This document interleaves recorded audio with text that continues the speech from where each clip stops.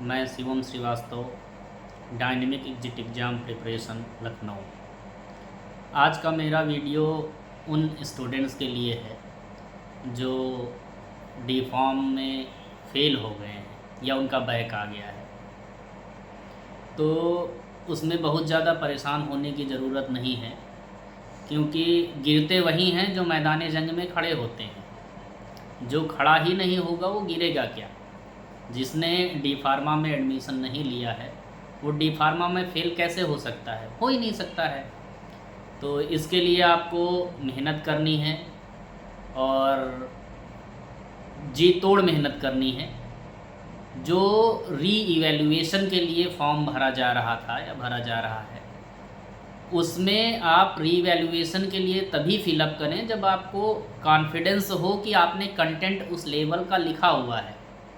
कुछ लोग क्या करते हैं कि सिर्फ 2 नंबर 10 नंबर से बैक आ गया तो उनका एक ही होता है कि हम री इवैल्यूएशन डाल दें। री इवैल्यूएशन डालेंगे आप तो कॉपी फिर से री इवैल्यूएट होगी।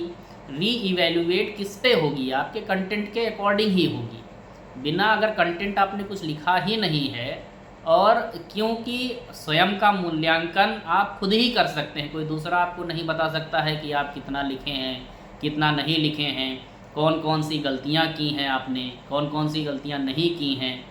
तो इन सब चीज़ों के लिए आपको सबसे पहले तो खुद इवैल्यूएट करना पड़ेगा कि हमने क्या लिखा है, कैसे लिखा है, कितना मन से लिखा है, कितना पढ़ के लिखा है और कितना तुक्का मारा है। ये सारी चीज़ें जब आप इवैल्यूएट कर लीजिए, उसके बाद आप फिर डालिए री इवैल्यूएशन। री इवैल्यूएशन में आपका अगर आपका कंटेंट है तो निकल जाएगा, नहीं है तो आपको सिर्फ परेशान होना है और बाद में फिर से उसके लिए तैयारी करनी है। तो अब जैसे पहले के दिनों के अकॉर्डिंग अब डी फॉर्म उस लेवल का रह नहीं गया है। डी फॉर्म में बहुत सारी दिक्कतें आ गई हैं, बहुत सारी चीज़ें बदल गई हैं।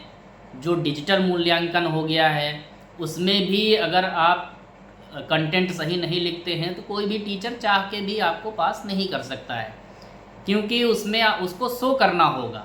कहीं इवैल्यूएशन में कोई भी अगर त्रुटि पाई जाती है तो उसके लिए जो भी आपका इवैल्यूएटर है वो जिम्मेदार होगा और उसके ऊपर कार्रवाई भी हो सकती है। तो उसके लिए कोई भी आपको उसमें ये नहीं कहेगा कि नहीं हम अपनी आईडी या अपनी नौकरी खतरे में करके और उसके बाद आपको पास कर दें। इसके लिए एक ही रास्ता है कि आप उसमें कंटेंट लिखें। और जो लोग पास हो गए हैं या जो लोग रीवैल्यूएशन भर के भी पास होंगे, उनके लिए एक सजेशन यही है कि वो एग्जिट एग्ज़ाम की तैयारी भरपूर मेहनत से कर लें, क्योंकि उसका फॉर्म जो भरा जाएगा उसमें पैसे भी ज़्यादा जा रहे हैं, माइनस मार्किंग है नहीं, अटेम्प्ट का कोई इशू है नहीं। तो अटेम्प्ट आप कितने भी देते रहिए, उससे नुकसान सिर्फ आपका है, क्योंकि गवर्नमेंट के खाते में तो वो पैसा जाएगा ना जो आप फॉर्म भर रहे हैं, उससे किसी को कोई इशू नहीं है। तो आपको जब वो पैसा देना ही है तो आप एक बार में पास हो जाएं। बार बार एक ही चीज़ को अगर आप दोहरा रहे हैं तो उसमें कहीं ना कहीं आपका मेंटल फिजिकल दोनों हरासमेंट होगा, क्योंकि आप सोचेंगे भी और कर भी नहीं पाएंगे। तो जो आपका सबसे बड़ा अगर आपका मित्र और सबसे बड़ा आपका शत्रु देखा जाए तो वो आप खुद ही हैं। अगर आप अपने आप को इवैल्यूएट करते हैं, अपनी गलती को पकड़ना अच्छी बात है, लेकिन गलती को पकड़ के फिर उसके बाद उसको इग्नोर कर देना यह मूर्खता की श्रेणी में आता है ना। और आप ये भी ना सोचें कि आप ही सबसे बड़े जानकार हैं, क्योंकि जो आप कर रहे हैं वो कोई ना कोई संसार में कर चुका है, और जो कोई कर चुका है वही आप करेंगे, और जो आप कर रहे हैं वो भी करेगा। तो ना आप किसी से बड़े हैं और ना किसी से छोटे हैं। जो कोई दूसरा कर सकता है वो आप भी कर सकते हैं, और जो आप कर सकते हैं वो कोई थर्ड पर्सन भी कर सकता है। इसलिए सामान्य रूप से सबकी भावनाओं का सम्मान करें और अपनी स्वतंत्रता एंजॉय करें। आपकी स्वतंत्रता वहीं पे ख़त्म हो जाती है जहाँ पे आपकी वजह से किसी दूसरे की स्वतंत्रता प्रभावित होने लगे। अब वीडियो को ना बड़ा करते हुए मैं अपनी वाणी को यहीं पर विराम दूंगा। धन्यवाद।